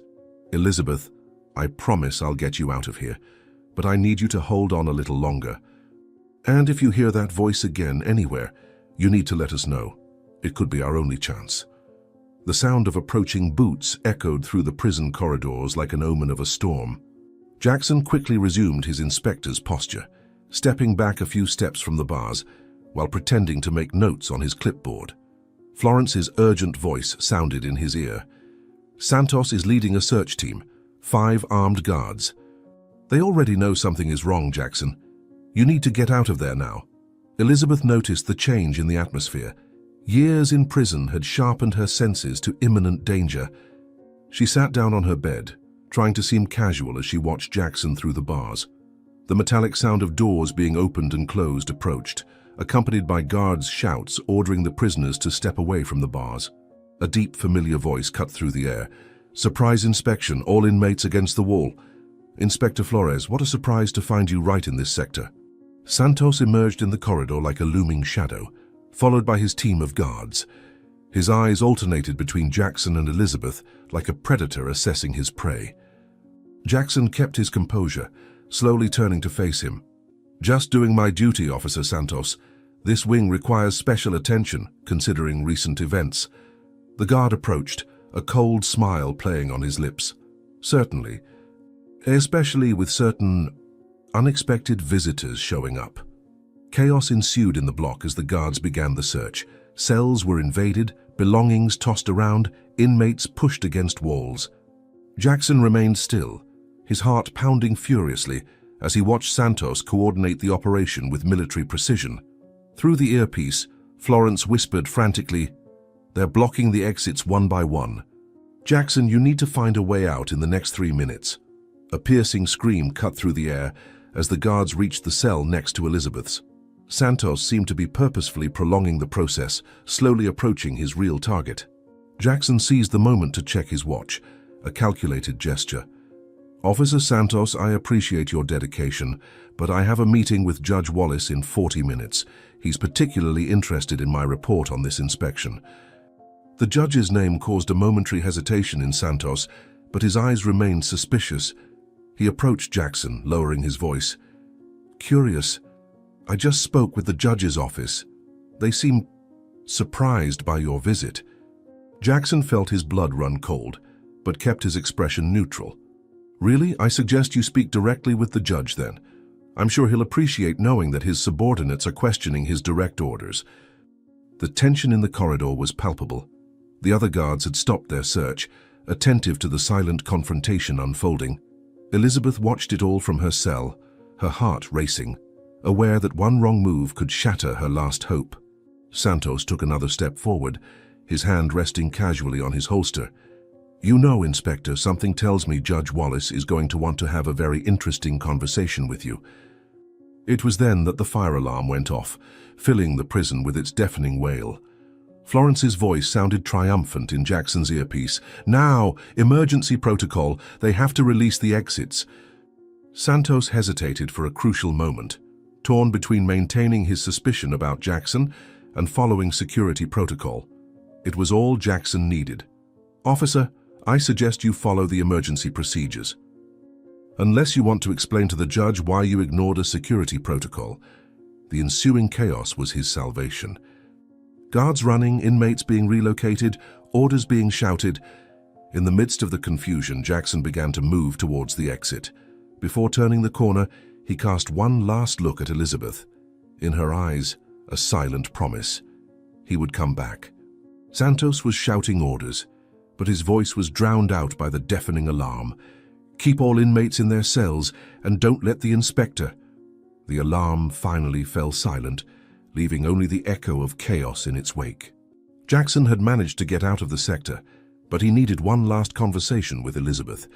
Taking advantage of the ongoing confusion of the search, he discreetly returned to her cell. She was already waiting near the bars, her face marked by urgency. The voice in, "It's our only concrete proof, but how are we going to find him? How do you identify someone by just their voice in an entire city?" The frustration was evident on Jackson's face as he processed the information.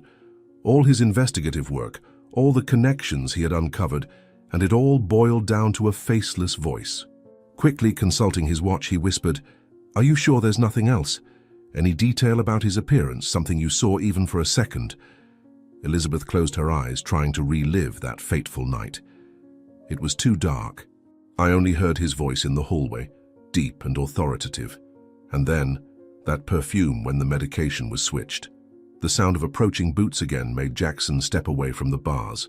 Florence's voice sounded urgent in his ear. "Jackson, Santos is coming back. He made a call.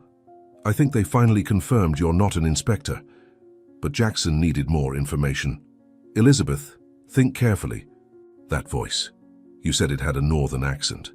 Any other distinctive features? Tears of frustration glistened in Elizabeth's eyes as she replied, "I can't explain it. It's more the way he spoke. Like someone used to giving orders, to being obeyed, but without that voice cue or without being able to identify him. Who's going to believe me?" Her voice trembled as she continued, "I'm just a convicted nurse. My word is worthless against them." Jackson could hear the movement of the guards intensifying in the adjacent corridors. Time was running out. He approached the bars one last time. "Elizabeth, I need you to trust me. I'll find this man, but you need to stay alert. If you hear that voice again anywhere, it's our only chance." She nodded, understanding the gravity of the situation. "How will I warn you? I'm isolated here, without contact with the outside world." Santos's voice echoed down the hallway, now without any pretense of cordiality. "Find the imposter, he's still in the building." Jackson knew he needed to leave immediately, but he still had one last instruction. "The prison nurse, Virginia, she'll be our contact. If you hear the voice, find a way to warn her." Before leaving, Elizabeth made one last revelation that chilled Jackson's blood. "There's one more thing, something the man said that night. He said he had done this before and that he knew exactly how the police would investigate." The implications were clear. The killer wasn't just experienced, he knew police procedures from the inside. The guard's footsteps were dangerously close now. Jackson began to move away, but Elizabeth called him one last time, her voice almost a whisper. "Jackson, my execution has been moved up. I have only 1 week left. If we don't find this man by then..." She didn't need to complete the sentence. The ensuing silence carried the weight of a death sentence. The crackling of radios announced the approach of the search team. Jackson cast one last look at Elizabeth before disappearing down the corridor. His final sight was of her face through the bars, a mixture of hope and despair. In his ear, Florence warned, "Jackson, Santos is blocking all the exits. If we don't get out now..." In her cell, Elizabeth stared into the void, her last words echoing in the silence. "A voice. Our only proof is a voice. How do we prove it's him? How do we make someone believe before it's too late?" The sun had barely risen when Jackson passed through the gates of the Foster mansion, dressed in ragged overalls and carrying gardening tools. His face, now covered by a scruffy beard of several days, was unrecognizable compared to the policeman he used to be. Florence monitored everything from a van parked 2 blocks away. "The security guards changed shifts 10 minutes ago. You have a 2-hour window before Vivian wakes up. The entire camera system is on a loop." The mansion seemed even larger and more imposing than in the photos he had studied. Jackson began working in the flower beds near the main windows, his calloused hands moving with the experience of someone who truly knew the trade, the result of 3 intensive days of training with a retired gardener. As he pruned the bushes, his eyes mapped every entrance, every window, every blind spot. "Her office is on the 2nd floor, right window. I saw movement in the kitchen, probably the maid preparing breakfast." A security guard walked past him, barely giving him a glance. Jackson continued his work, keeping his head down while whistling a random tune. His gardening tools concealed more sophisticated equipment, tiny cameras, listening devices, lock-picking tools. Florence's voice sounded in his ear. "The maid is going upstairs to wake Vivian. That's your chance to check the 1st floor." Moving naturally through the garden, Jackson approached the back entrance. The key he had obtained from the former gardener, for a considerable sum, fit the lock perfectly. The interior of the mansion was a monument to opulence, every object screaming the Fosters' power and wealth. With silent steps, he made his way to Vivian's private office on the 1st floor. "I'm inside, this place. It's like she wants to rub everyone's face in the money she stole from her mother." The first drawer he opened revealed various bank documents. Nothing incriminating at first glance, but Jackson photographed everything anyway. The second drawer contained something more interesting: records of bank transfers to overseas accounts. Florence digitized each image in real time. These transfers started exactly 1 week before Donna Margarita's death. It's not enough proof, but it's a pattern. The sound of footsteps upstairs made Jackson freeze. Vivian had woken up earlier than expected. With precise movements, he began to put the documents back in their places. But something caught his attention, a folder marked "Special Procedures." Inside, he found records of payments to various prison employees, including some guards. Florence, she has people bought everywhere, but it's still not enough to prove she ordered the murder. A particularly interesting file contained reports on other wealthy, elderly people in the region. Jackson felt his stomach churn as he realized they were potential future targets. He quickly photographed the pages while whispering, "They don't plan to stop. Donna Margarita was just one in a series of planned murders." Florence's voice cut through his thoughts. "Jackson, movement on the stairs. Vivian is coming down." With the agility acquired in years of covert operations, Jackson put all the documents back in their exact places and left the office. Seconds later, he was back in the garden, pruning bushes as if he had never left. Vivian passed by the window, her face a mask of arrogance as she spoke on the phone. "Yes, everything is going according to plan. The execution has been moved up. We won't have any more trouble with that meddling nurse." A movement at the gate caught Jackson's attention. A familiar car was entering the property. His heart nearly stopped when he recognized the driver. It was Santos, the prison guard. Florence noticed his tension. "Jackson, get out of there now." "If he recognizes you." But Jackson couldn't move. Any sudden movement would draw attention. He continued working, his face partially hidden by the cap as he watched Santos enter the mansion. "He's here to discuss the execution. They're tying up all the loose ends." The sun now punished the garden while Jackson maintained his charade, each minute an eternity. Through the windows, he could see shadows moving in the office. Vivian and Santos in a meeting he'd give anything to listen to. His only solace was the documents he had photographed, even if they weren't definitive proof. "We're getting close, Florence, but time is running out." The midday heat scorched the garden when Jackson noticed an opportunity. Vivian and Santos had left the office for lunch on the terrace, leaving their folders on the table. Seizing the moment, he moved discreetly to a flower bed near the office window. Florence's voice sounded tense in his ear. "Jackson, it's too risky. The guards are patrolling every 15 minutes. Under the pretext of pruning the taller bushes, Jackson gained a clear view of the office interior. One of the folders was partially open, revealing what appeared to be a list of names. Using a small camera disguised as part of his tools, he began photographing what he could see through the window. That's when he noticed something disturbing, an official police department document with the header of the Special Investigations Division. A guard began approaching, making his usual rounds. Jackson kept his movement steady, pruning the bushes as if that were his only interest in the world. The man stopped a few meters away, lighting a cigarette. "Hey, you're new here, aren't you? Never seen you before." Jackson continued his work, answering without raising his face. "First day, Mr. Foster recommended me to replace him while he recovers from surgery." The sound of a door closing upstairs made everyone look up. Santos was exiting hastily, carrying a different folder than the one he'd brought. Something about his demeanor caught Jackson's attention. He seemed tense, worried. Through the earpiece, Florence commented, "I just intercepted a call. He's heading straight to the prison. Something about final preparations." The guard kept watching Jackson with growing interest. "Funny, I talked to Foster yesterday, and he didn't mention anything about a replacement." Sweat trickled down Jackson's back, but his movements remained calm and precise. He must have forgotten. You know how confused he's been since the accident.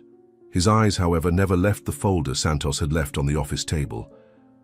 Taking advantage of a momentary distraction as the guard answered his radio, Jackson managed to photograph a few more pages through the window. One name caught his attention. It was the record of a police officer recently transferred to the prison's execution division. Next to it, a handwritten note, "Reliable, standard procedure." The same words Elizabeth had mentioned overhearing that night. The guard hung up his radio and turned his full attention back to Jackson. "You know what? I'm going to call Foster right now, just to confirm your story."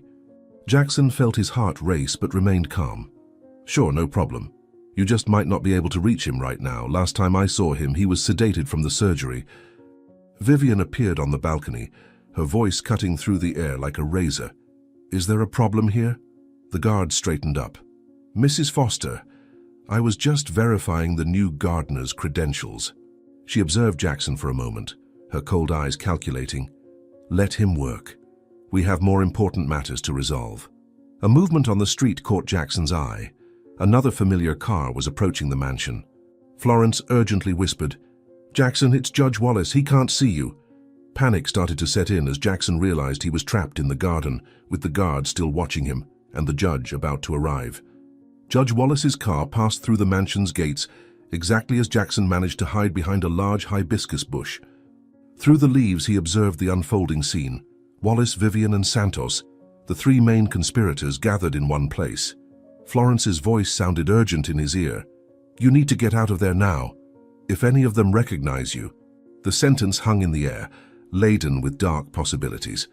The guard who had questioned him remained nearby, now more alert after the judge's arrival. Jackson kept himself busy. his hands working mechanically, while his mind processed the information he'd uncovered. The photographed documents, though not definitive proof, showed a clear pattern. Suspicious bank transfers, records of reliable police officers, the phrase "standard procedure" appearing repeatedly. A heated conversation started on the balcony, voices kept low but tense. Jackson couldn't make out the exact words, but their body language said it all. Something had gone wrong with their plans. Wallace gestured nervously. Vivian maintained her arrogant posture, and Santos seemed especially disturbed. "Florence, something happened. They're worried about something." That's when a crucial detail caught his attention. In his hurry to leave earlier, Santos had left his folder partially open on a table on the terrace. From his hiding spot, Jackson could partially see a document, a prison service schedule. His heart raced when he noticed the date. It was the scheduled day for Elizabeth's execution. Florence's voice cut through his thoughts. "Jackson, I intercepted a communication from the prison. They've moved up the execution to the day after tomorrow. We're out of time." Panic began to set in as he watched the three conspirators arguing, now more agitated. The final piece of the puzzle was right there in front of him, but still out of reach. Santos began descending the stairs toward the garden, his face a mask of concern. He passed so close to Jackson that he could smell his cologne, a familiar scent that triggered something in his memory. A connection began forming in his mind, but before he could process it fully, the guard was back. "Hey, Gardner! Your shift is over for today. Mrs. Foster wants all staff off the property immediately." Gathering his tools with a calmness he didn't feel, Jackson cast one last glance at the terrace. Judge Wallace had disappeared inside the house, but Vivian remained, a satisfied smile on her face as she spoke on the phone. The words he caught made his blood run cold.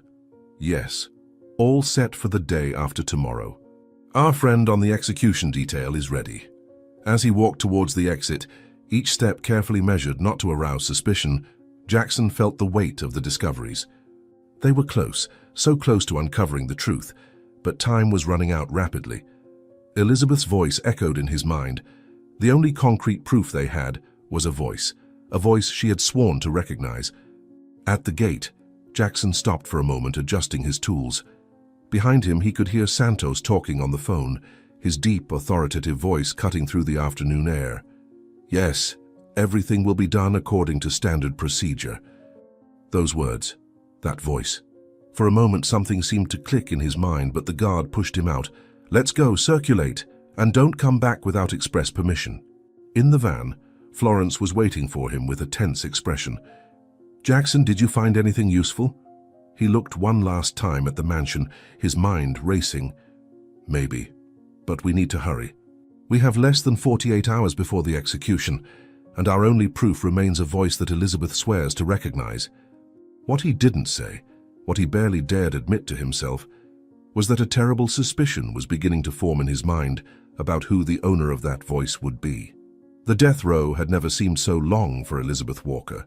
Her steps echoed heavily as she was escorted by 2 guards towards the execution chamber. Her orange uniform, now replaced by a simple white garment, seemed to glow under the fluorescent lights. Outside the prison, Jackson and Florence watched the activity through the monitors installed in their surveillance van. Jackson's face was tense, marked by sleepless nights. There has to be a way. We can't let them finish like this. In the execution chamber, the electric chair dominated the environment like a sinister presence. Elizabeth watched the apparatus with a mixture of terror and resignation. Through the glass separating the room from the observers, she could see familiar faces gathering. Reporters, prison authorities, and Vivian Foster, who kept a discreet smile on her lips. The minutes dragged on as the final procedures were carried out. Each check, each protocol followed was like a stab in Elizabeth's heart. The prison chaplain approached, offering his last words of comfort. "May God have mercy on your soul, my child." She just nodded, her silent tears falling on the white dress. Jackson and Florence watched helplessly as the preparations continued. Through the security cameras they had managed to access, they followed every movement inside the execution chamber. Florence typed frantically on her computer, searching for any flaw in the system she could use. "We can't invade the building. There are armed guards at every entrance. We need something more, some concrete proof." The tension in the execution chamber increased with every second. The technicians made the final adjustments to the electric chair, checking connections and voltages. Elizabeth was led to the metal seat, her wrists and ankles secured with leather straps. Her heart was beating so hard it seemed to want to escape her chest. Outside, Jackson felt torn between despair and rage. All the evidence they had collected, all the documents photographed at the mansion, nothing was concrete enough to stop that execution. His mind worked frantically, searching for any alternative. There has to be something we're missing, some connection we missed. The prison warden entered the room, carrying the official documents for the execution. His voice sounded monotonous as he read the charges and the sentence. Elizabeth kept her eyes fixed on the ceiling, her tears now dry. In her mind, she repeated like a mantra, "Mrs. Margarita, forgive me for not being able to prove the truth." The observers began to settle behind the bulletproof glass. Vivian Foster took a place in the front row, her face a mask of false solemnity. Next to her, Judge Wallace kept a grave expression, while Santos watched everything from a more secluded corner. The atmosphere was charged with palpable tension. The designated executor entered the room, his face partially covered by a black hood. His movements were precise, mechanical, as if he had done this countless times. He approached the control panel, his gloved hands resting on the lever that would activate the electric current. Jackson and Florence watched every move through the monitors, feeling the helplessness grow. Time was running out, and they still hadn't found a way to prevent this injustice. Florence's voice trembled as she whispered, "Jackson, we can't let this happen." The silence was deafening. He adjusted the final controls on the panel, his hooded figure moving with a disturbing familiarity around the electric chair. Elizabeth closed her eyes, feeling the cold metal against her back. The prison warden made a gesture, indicating that it was time to proceed with the execution.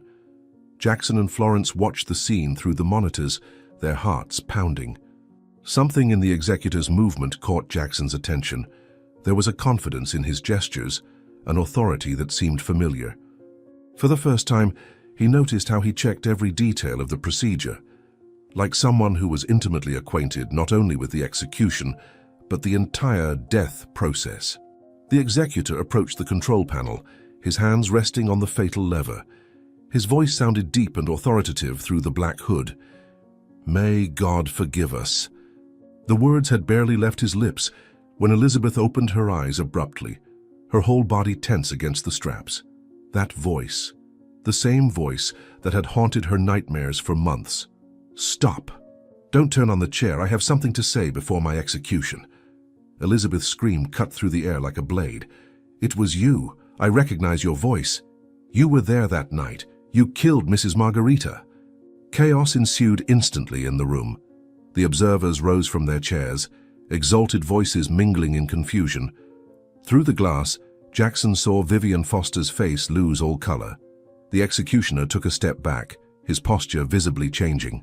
For a moment it seemed he would pull the lever anyway, but the prison warden had already approached, demanding that everyone remain calm. Santos, observing from the spectator area, instinctively brought his hand to his weapon. "That voice," Elizabeth continued, her words heavy with absolute certainty. "You said the same words that night, 'May God forgive us,' before switching the medications. You're the killer." The executioner remained motionless, his hand still on the lever, while the guards present looked at each other, uncertain of how to proceed. Jackson and Florence watched the scene unfold through the monitors, their bodies tense and ready for action. "This is it, Florence," Jackson shouted, already running toward the prison entrance. "She recognized the voice. We finally have our proof." Over the radio they could hear the confusion spreading throughout the prison, contradictory orders being shouted. In the execution chamber, the warden tried to maintain control of the situation, ordering everyone to keep their places. But Elizabeth wouldn't stop. "Take off his hood. Let everyone see the true killer's face. He killed Mrs. Margarita on orders from her own daughter." Her eyes found Vivian's through the glass, seeing the panic grow on the face of the woman who had orchestrated her downfall. The executioner suddenly moved toward the lever, his intention clear: to silence Elizabeth before more truths were revealed. Time seemed to slow as his gloved hand reached for the control that would send thousands of volts through the innocent nurse's body. At that precise moment, Jackson and Florence burst through the execution chamber door. Chaos erupted in the execution chamber as Jackson and Florence invaded. In a matter of seconds, Jackson lunged at the executioner, tackling him before he could pull the lever. Florence ran to Elizabeth, her nimble hands working to undo the straps of the electric chair. The guards, caught off guard by the sudden invasion, hesitated long enough for events to become irreversible. "Get her out of here," Jackson shouted as he wrestled with the executioner on the floor. The black hood had come loose during the struggle, revealing a face every police officer present knew well. Officer Castro, responsible for executions at the prison for over a decade. Florence managed to free Elizabeth and pulled her away from the chair while the spectators watched in horror through the bulletproof glass. Amidst the ensuing chaos, Jackson managed to subdue Castro, using his former police skills to immobilize him. With a precise strike, he landed a blow to render him unconscious. Florence, displaying surprising strength, dragged Elizabeth out of the chamber, locking the door from the outside, isolating everyone else inside, including Vivian and Judge Wallace. "Quick!" Jackson yelled to Florence. "Strap him into the chair!" With agile movements, they hoisted Castro's unconscious body and strapped him into the very spot Elizabeth had occupied moments before. The restraints were tightened as sounds of panic came from the other side of the glass. Vivian shouting orders, guards trying to break down the door, but the execution chamber's security system had been designed to be impenetrable. Castro began to regain consciousness, his eyes opening to find a reversed reality. Now he was the one strapped into the electric chair. Jackson positioned himself by the control panel, his face a mask of determination. "Time for the truth, Castro. We know it was you that night. Elizabeth recognized your voice. Now you're going to tell us everything, or we'll find out if this chair still works." "You wouldn't dare," Castro growled, but the fear in his eyes betrayed his false confidence. Jackson placed his hand on the lever. "I have nothing left to lose. My career ended the moment I stormed this place, but you have a lot to lose." Sweat beaded on Castro's face as he watched Jackson's hand caress the chair's control. "They'll break through that door any minute," Florence warned, keeping Elizabeth shielded behind her. Jackson nodded. "Then you better start talking fast, Castro. How did the scheme work? Who else is involved?" Jackson's hand moved the lever a few millimeters, causing the chamber's lights to flicker ominously. It was then that Castro broke. All right. It was Vivian who planned it all. She approached me months ago, knew about my job at the prison. The plan was simple. I'd switch the medications, make it look like the nurse was guilty.